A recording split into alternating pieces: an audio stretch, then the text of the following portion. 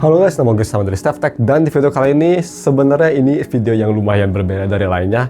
Kita bakal nge-unboxing dan juga nanti full review HP yang udah lumayan tua banget. Kalian mungkin udah baca title-nya pastinya, yaitu si Xiaomi Mi 9 Explorer Edition. Ini sedikit nostalgia, dan ini zaman dimana Xiaomi masih lumayan, bukan niat sih ya, tapi lumayan bereksperimen untuk HP-HP ini. Gue suka sama Mi 9. Gue juga sempat dulu tuh 2019-an atau 2016, gue lupa lagi, sempat gue nge-main Xiaomi Mi 9 yang China ROM.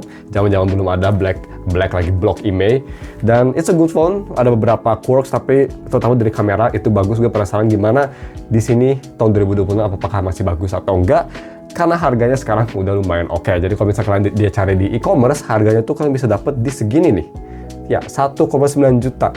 Lumayan murah untuk HP yang dulu tuh retailnya sekitar 9 jutaan kalau di China ya, kalau nggak salah.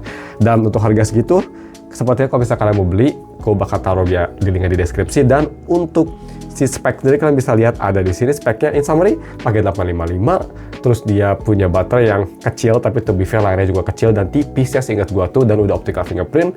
Dan yang lain-lain bisa kita lihat kalau di pause aja. So, kita langsung unboxing aja untuk si boxnya. Ini boxnya gede, tapi kayaknya sih sebenarnya ini bukan full set ya. Kayaknya yuk, ada box kecil lagi bener. Karena nggak mungkin, dan ini tuh bukan resmi. Karena Xiaomi Mi 9 emang nggak ada resminya ya. Mi 9, Mi 8 gitu, nggak ada resmi. Xiaomi itu baru masukin resmi kalau nggak salah di Mi 10 ya. Mi 10 ke atas kan. Jadi seperti itu. Dan ini tuh kira-kira bea cukai atau enggak. Jadi ini sebenarnya kayak limbah Jepang gitu ya untuk masalah IMEI. Ini tuh IMEI-nya kayak rewrite lah. Jadi, tapi rewrite itu bukan rewrite yang zaman sekarang yang bisa bebas reset. Itu kayak rewrite tahun 2020-an lah. Jadi rewrite yang kalau misal di reset itu sinyalnya hilang. Jadi ini rewrite itu nggak boleh di reset. Kalau di reset sinyal hilang. Kalau nggak di reset sinyalnya bakal stay forever seperti itu. So, bubble wrap dan di dalamnya ada box. Kita langsung buka aja. Tidak lurus seperti biasa. Nice, whatever. Kita buka sampingnya. Kita buka samping sini. Dan kenapa gue beli Explorer Edition? Karena gue kalau nggak salah di channel ini gue nggak pernah nge-review mereka berdua tuh, si Xiaomi Mi 8 dan Xiaomi Mi 9 yang punya desain eksklusif ya. Yang rilis itu beberapa bulan setelah yang original desainnya rilis, dia bisa ngerilis versi transparan edition. Itu tuh ada di Mi 8 sama Mi 9, dan gue ini versi Mi 9.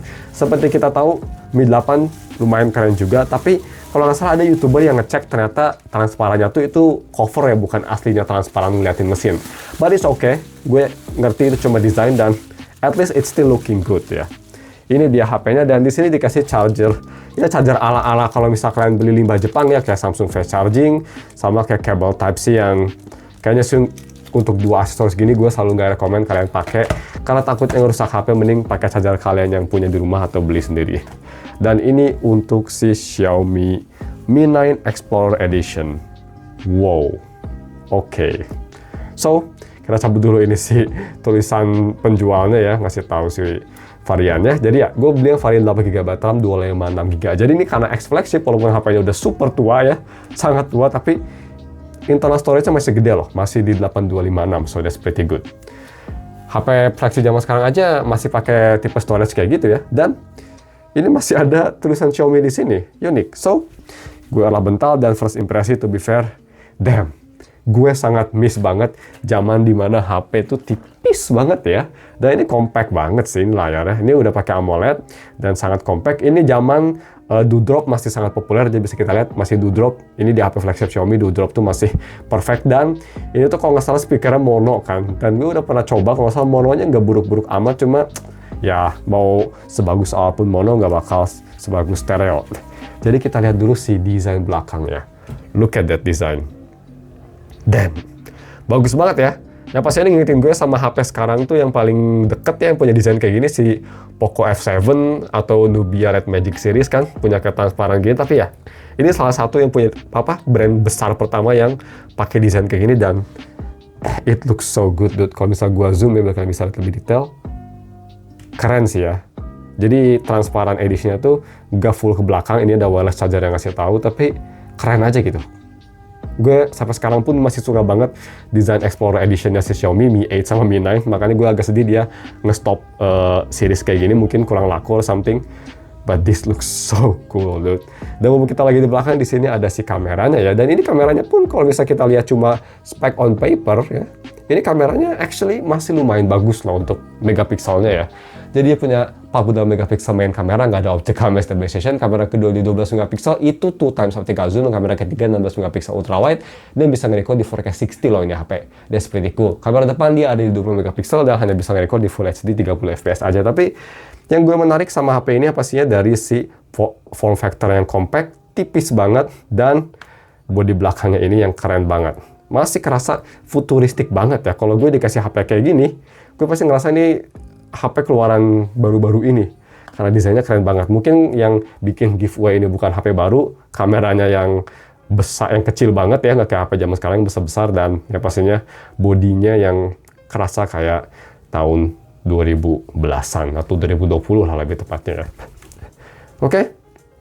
Kalau bisa kita ngeliat di sini ada kayak dedicated button, dulu Xiaomi pakai kayak gitu, dan ini lumayan oke ya, surprisingly buttonnya masih bagus, walaupun yang power agak sedikit oglek, tapi masih oke menurut gue. Dan kondisi sendiri, ini bisa kita lihat, udah sering dipakai banget Type-C portnya, tapi masih bagus loh. Dan ini HP-nya memang tipis banget.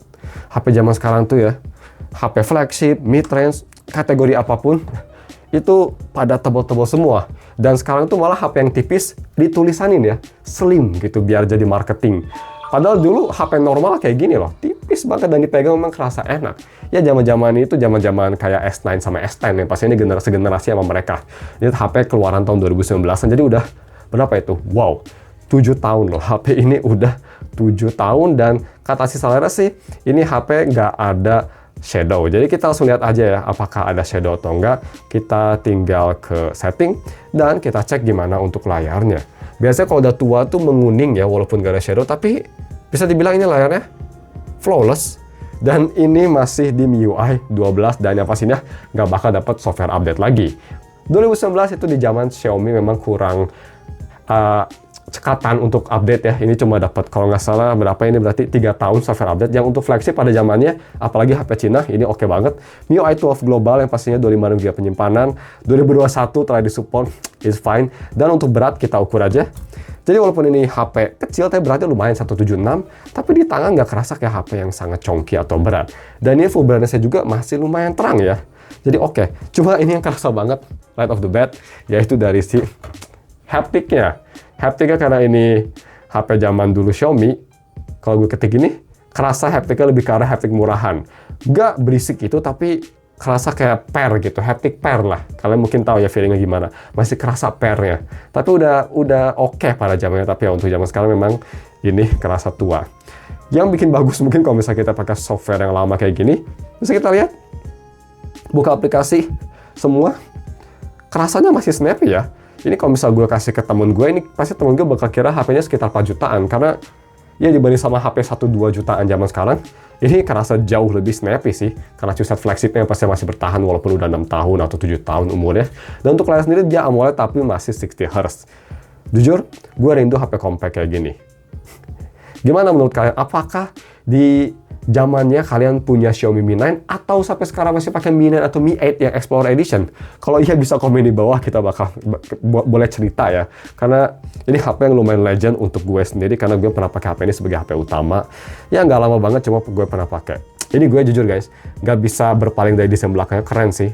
Elegan, simple ya. Menurut gue nggak se-over atau sealay kayak di Xiaomi Poco F7 gitu ya, yang ada kayak kilau-kilauannya. Ini just simple. Wireless charger Mi, cool, it's cool looking.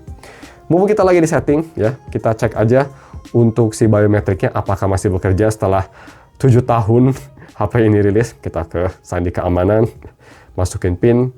Dan yang gue suka sama Xiaomi itu ya, jujur, yang gue benci sama Xiaomi, dia pasti ada kayak gini nih, harus nunggu dulu. Itu tuh bikin ngira kita bodoh apa. Kalau factory reset pun dia ada kayak 10 detik nunggu, habis itu nunggu 10 detik lagi. Cuma HP Xiaomi yang kayak gitu. Bisa dibilang itu untuk security ya, tapi to be honest, buat gue yang suka gonta-ganti review HP Xiaomi gitu, kadang nyebelin sih. Tapi on the other hand, gue ngerti kenapa mereka ngelakuin itu. Jadi ini fingerprint, kalau nggak salah gue inget banget ya, pas 2019 rilis, gue beli HP ini karena ini salah satu HP pertama yang harganya affordable, flagship spec, dan salah satu HP pertama yang pakai ini nih, optical fingerprint di harga yang lumayan affordable. Ini salah satu zaman di mana optical fingerprint itu masih keren gitu. Jadi ya, kalau misalnya kita mau coba scan, nah kayak gini. Bagus ya. Dan gue inget setelah optical fingerprint itu kan, inget banget zaman pandemi, populer banget zamannya itu tuh. Next tuh apa ya? Pop-up kamera yang dimana semua HP itu jadi transparan ya, bukan transparan, sorry, jadi full screen, nggak ada kamera depan karena kameranya nyumput di motor. Itu coba bertahan kayak berapa guys? Kayak Redmi K20 gitu-gitu, kayak Oppo Find X yang keren banget tuh, yang kayak Lamborghini ya bodinya. Inovasi kayak itu keren, cuma mungkin nggak reliable, dan katanya tuh lebih ke bukan reliable, kata brand-brand sih, katanya lebih dari ngambil banyak space aja alasannya. Ya gue agak rindu sih zaman-zaman quirky HP ya, pop-up-nya tuh beda-beda, ada yang nge-flip, ada yang full naik kayak di beberapa HP, kayak di Reno kan itu kan di full naik gitu ya, naiknya tuh bukan full sih tapi kayak miring gitu, ada yang cuma channel kayak di OnePlus 7 Pro, ada yang kayak Galaxy A80 diputerin, unik-unik lah, sama Zenfone juga diputerin gitu. Ya gue rindu zaman itu. Dan kalian ingat gak Mi Mix Alpha yang dia tuh HP-nya gede cuma kayak semuanya layar, dan gue pikir dulu kayak gitu, dulu tuh ya HP kayak gitu bakal jadi apa kayak masa depannya tuh kayak gitu. Ternyata enggak, dan memang kalau dipikirin sejenak HP kayak gitu memang sangat unreliable. Anyway, kita tes aja gimana untuk si biometrik. Dan oke, it's not the best optical fingerprint-nya, dan gue rasa pada zamannya juga memang ini bukan yang terbaik ya. Kalian tuh harus bener-bener nggak bisa kering banget tangannya, dan kalian harus agak neken biar bisa ngebuka, dan scanningnya juga memang bukan yang paling cepat, bisa kita lihat dibanding sama generasi-generasi optical fingerprint zaman sekarang. Even di HP 3 jutaan ini memang kerasa lambat, tapi at least dia salah satu HP pertama yang pakai fingerprint kayak gini, so I really like it. Ini yang gue nggak tahu, ini ada tombol dikit, tombol apa sih kita pencet ya? Oh, jadi kayak tombol langsung ke Google gitu ya. Kalau misalnya di hold, ya tombol langsung ke Google Search. Oke. Lumayan convenient bisa dibilang kayak gitu. Itu kayak gitu emang bisa dirubah nggak ya untuk si tombolnya? Kayaknya soalnya nggak ada settingannya. Again, we don't know, tapi yang pertama kita bakal lakuin, gue penasaran gimana kualitas speakernya sendiri. Gue bakal masukin dulu ini untuk passwordnya. Dan kita lihat ya gimana untuk kalau misal kita dengerin musik. Atau misal video lah, kalau musik nanti di copyright gue. Kita di Chrome aja, karena gue punya firasat kayaknya YouTube-nya ini belum diupdate. Yap, 100%. Kita buka YouTube di sini aja. Kita coba apa ya? Coba terus untuk memulai videonya yang suaranya bagus, MKBHD of course. Pixel 10a, desainnya sama persis. Oh, keras banget. Damn. Jadi ya, walaupun mono tapi suaranya keras banget ya. Dan kita coba tes suaranya nih.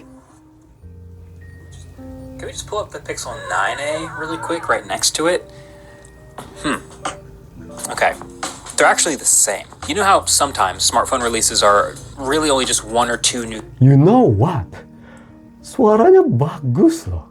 Untuk HP yang 7 tahun, mono speaker, things, like sometimes it's just a spec bump. bagus It's loh. like Bassnya cukup, jadi kerasa oke ya. Jadi nggak kerasa kayak mono speaker yang suaranya cempreng gitu. Bassnya cukup melingkupi suara vokal, jadi kerasa enak. Soundstage-nya juga untuk mono bagus, dan design update or something small like that. detailnya juga oke loh. Detailnya juga bagus loh. Ya, gue inget dulu juga pas gue review HP ini ya, Mi 9 udah lama banget itu. 7 tahun yang lalu, udah gak kerasa ya. Pas gue nge-review ini juga gue sempet nge-praise sama speakernya karena memang suaranya bagus gitu. Dan mumpung kita lagi di YouTube ini, layarnya juga bagus ya. AMOLED sih gue bilang dari zaman 2019 sampai sekarang, dari zaman kayak S9, S10 gitu ya sampai sekarang, untuk kualitas sendiri sih nggak beda jauh sama HP zaman sekarang ya, kayak viewing angle, actual detail sama vibrancy sih nggak beda jauh. Dan yang gue rasa juga ini HP-nya memang HP tua, tapi kalau ini HP X flagship dan bukan di Android paling baru, kerasa snappy ya. Tadi kalian bisa lihat ya, gue navigasi YouTube gitu masih kerasa smooth dan masih kerasa kenceng. Jadi ya, speaker surprisingly untuk mono sih ini agak aneh, tapi bisa bersaing loh sama HP BBK Group 4-5 jutaan kayaknya. Ini HP pada lebih tua. Ya itu mungkin bisa dibilang seberapa buruknya BBK Group buat speaker, tapi gue lumayan surprise. Bagus loh ini speaker. Ya namanya juga HP X flagship ya, tapi I don't expect to be this good after 7 years loh. Nice. So, kita langsung tes yang terakhir, yaitu dari si kamera quality-nya. Gue penasaran gimana, karena on paper ini speknya kayak bagus ya, walaupun memang dia itu bukaannya bukan yang paling bagus ya, terutama ultrawide sama si telefoto di f2,2 agak kecil, nggak f1,8 kayak di main, tapi kita lihat aja. Ini kita pakai main kamera nih ya, kita foto, boom. Capture time cepet dan fokusnya juga nanti kita bakal tes, kita nih pakai ultrawide. Dan ini untuk si 2x telephoto zoom. Ini sampai 2-3 tahun 2x telephoto zoom di recycle terus ya ini. Sampai akhirnya ada periscope, gue inget banget. Ini kayak LC-nya HP 2x optical zoom. Anyway, kayak gini.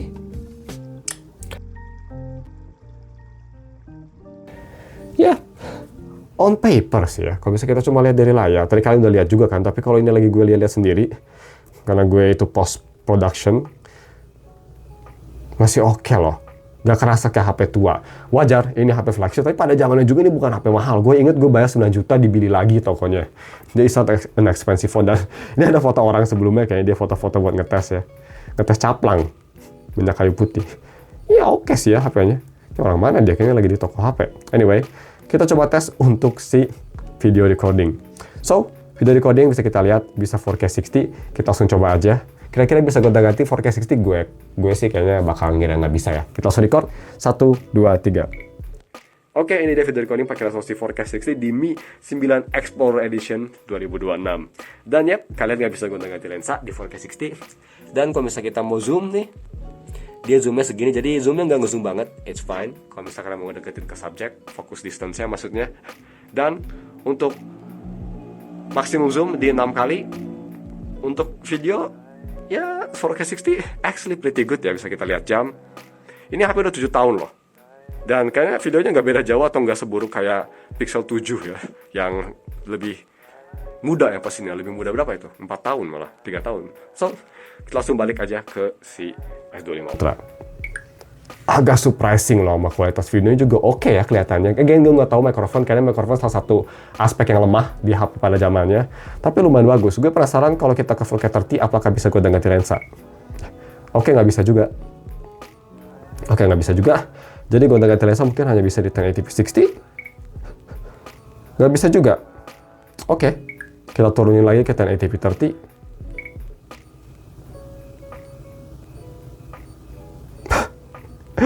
Oke, sepertinya ini zaman dimana memang gonta-ganti lensa satu belum bisa di resolusi manapun kayaknya ya. Gue jujur lupa ada zaman kayak gitu. Jadi ya, ini zaman kayaknya masih kayak gitu sih.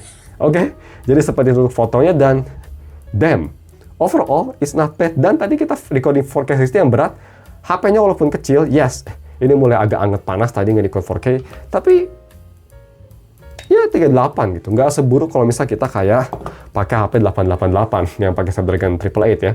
Dan first impression sih di harga 1,9 juta, ini emailnya yes nggak boleh di reset, tapi di harga segitu kalau misal kalian mau itu nostalgia faktor atau even buat HP kedua, ini sih masih oke. Gue inget juga MIUI 12 tuh lumayan agresif battery savingnya sampai kayak notifikasi nggak kekirim. Jadi untuk HP kedua mungkin cocok karena dia standby-nya bagus dan desainnya aja loh. Ya pasti kalau kita bawa HP ini sekarang gitu ya, lihatin desain belakang pasti dia bakal, oh gue nggak tahu ini HP apa, karena legend ya. Desain kayak gini tuh benar-benar keren sih. Ya, gue sih suka desain transparan gini, makanya gue suka ke Zero One. Walaupun Spigen Zero One agak sedikit terlalu, terlalu agak alay kebanyakan, terlalu tetep banyak kebanyak. Tapi ini paling keren sih, kayak shadow gitu kan, kayak ada vignette efeknya. So ya, kayaknya versi Prestige sih, gue kira ini bakal HP yang gue bakal cuma kayak nostalgia collection, tapi gue bakal coba pakai aja HP-nya, nanti kita bakal bahas minggu depan untuk full review-nya, dan gue bakal coba main game juga di sini. Semoga kita bisa main game di sini ya, semoga kita bisa main game kayak at least Arknights Enfield enak atau enggak di sini. Karena itu game yang sangat optimized dan yang pastinya di combo sama HP yang tua gini, apakah bisa ngeran? Karena ini HP tipis loh, 3000 mAh battery lagi baterainya, kecil banget. So ya, coba segitu dari videonya. Kalau misalkan suka konten yang kayak gini ya pastinya kalian nyadar berbeda ya. Gak kayak konten biasa yang gue tes-tes banyak. Ini lebih ke banyak ngobrol histori sambil lihat-lihat langsung hands on. Makanya ini lama juga kayak podcast 20 menitan. Bisa komen di bawah juga. Kalau misalnya untuk HP yang tua banget mungkin gue bakal pakai yang setup videonya seperti ini biar kerasa lebih nostalgia daripada daripada nge-review kayak layaknya HP biasa, karena it's a different phone ya from different time. So, cuma segitu aja. Thank you for watching dan kita ketemu lagi minggu depan. Gue bakal coba pakai HP ini apakah masih oke Kayaknya sih ini HP ya, kayaknya ya bakal cocok untuk HP kedua, backup atau untuk kamera phone. Karena tadi gue lihat kameranya lumayan oke. Anyway, see you next week. Thank you for watching.